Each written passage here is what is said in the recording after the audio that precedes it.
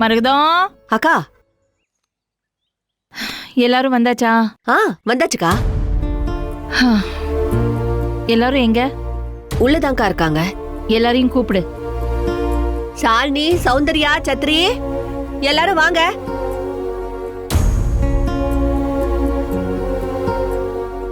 வாங்க.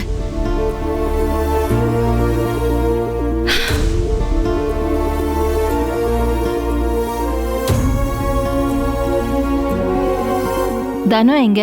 இப்பதான் வந்துனுக்குறேன்னு சொன்னா. ஒரு 2 நிமிஷத்துல வந்துருவாக்கா. என்னம்மா, என்ன விஷயம்? தனத்தோட கல்யாண விஷயமா ஒரு முக்கியமான முடிவு எடுத்திருக்கேன். அத பத்தி பேசுறதுக்கு தான் வர சொல்லிருக்கேன்.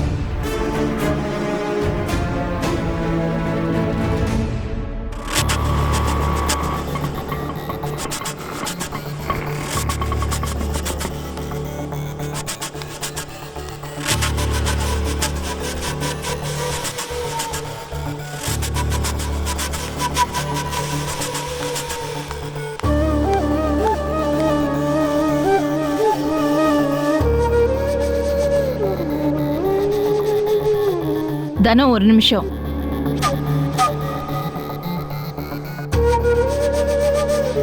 கல்யாண விஷயத்துல நீ முடிவெடுக்கிறதுக்கு சாயங்காலம் வரைக்கும் நான் டைம் சொல்லியிருந்தேன். இப்போ நேரம் முடிஞ்சிருச்சு. என்ன முடிவெடுத்திருக்கேன்னு சொல்லு.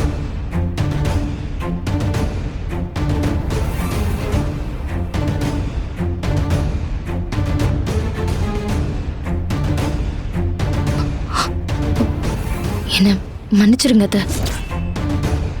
என்னால இப்போ இன்னொரு கல்யாணம் எல்லாம் பண்ணிக்க முடியாது.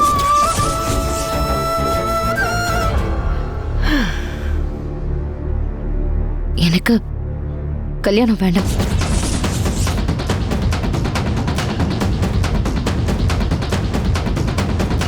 இதுதான் உன்னோட இறுதியான முடிவா? ஆமா அத்தை.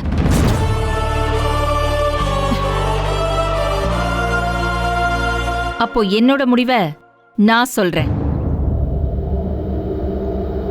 இதுல நானும் தெள்ள தெளிவா இருக்கேன். நீ இந்த நிமிஷமே இந்த வீட்டை விட்டு வெளியில போலாம். ஐயோ,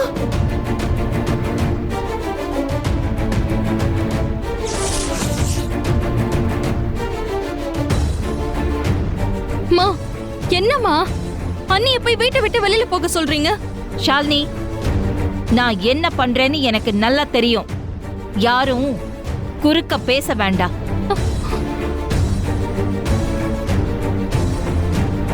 தனோ, நீ உன்னோட பெட்டி படுக்கையெல்லாம் எடுத்துக்கிட்டு தாராளமா இங்கிருந்து போலாம்.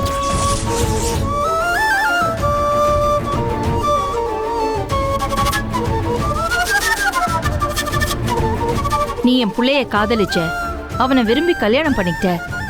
நானும் உன்னை ஏத்துக்கிட்டு இத்தனை நாள் நாம ஒரு குடும்பமா ஒன்னா வாழ்ந்தோம். ஆனா இப்பதான் என் புள்ளையே இல்லையே.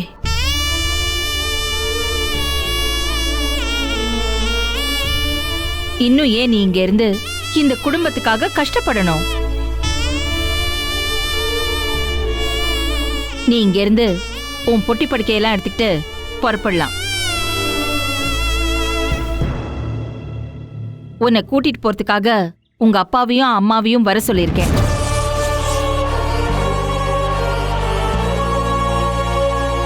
நீ தாராளமா அவங்க கூட போலாம். என்னத்த சொல்றீங்க? என்ன போய் இந்த வீட்டை விட்டு நான் எப்படி அத்த போவேன்?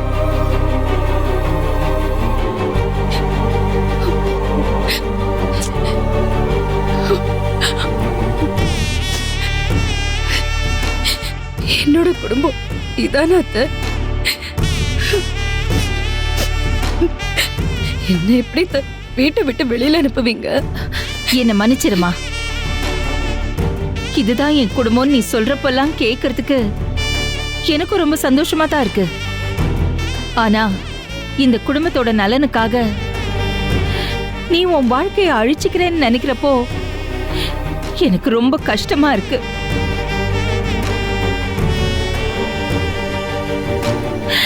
அது எனக்கு ரொம்ப குற்ற உணர்ச்சியா இருக்கு.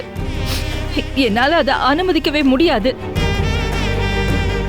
கல்யாணம் பண்ணிக்கிறேன்னா சொல்லு, நீ தாராளமா இந்த வீட்ல இருக்கலாம். இல்ல கல்யாணம் பண்ணிக்க முடியாதுன்னா நீ இந்த வீட்டை விட்டு தாராளமா போலாம்.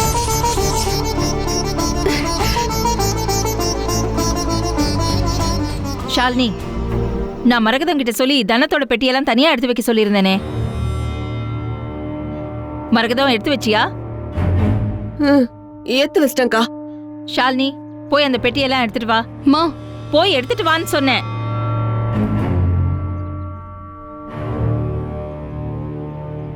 மா, அதுக்காக அண்ணியவே வீட்டை விட்டு அனுப்ப போறியா? வேற வழி இல்ல சௌந்தர்யா.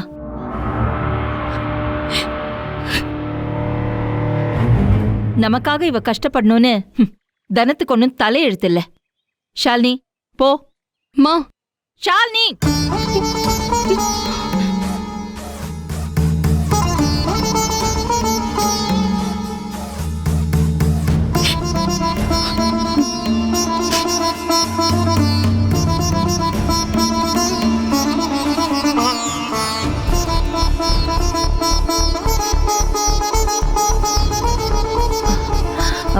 வாங்க வாங்க.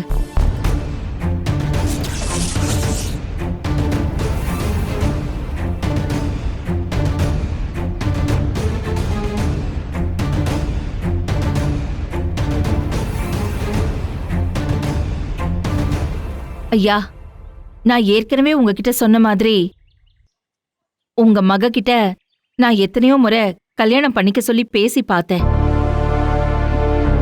ஆனா அவ என் பேச்சுக்கு மதிப்பு தர மாதிரியே தெரியல. அதனால உங்க பொண்ண நீங்களே உங்க வீட்டுக்கு கூட்டிட்டு போங்க.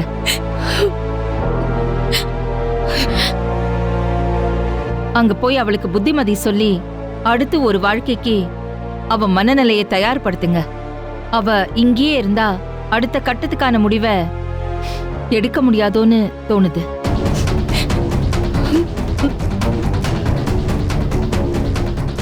ரொம்ப சந்தோஷங்க.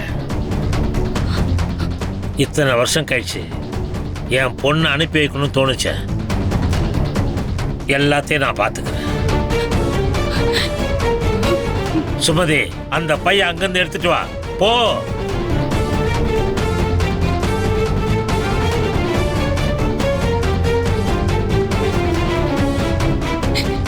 வா வீட்டுக்கு.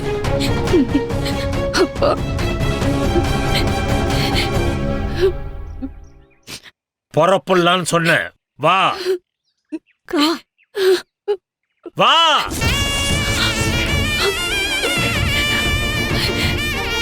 அப்பா,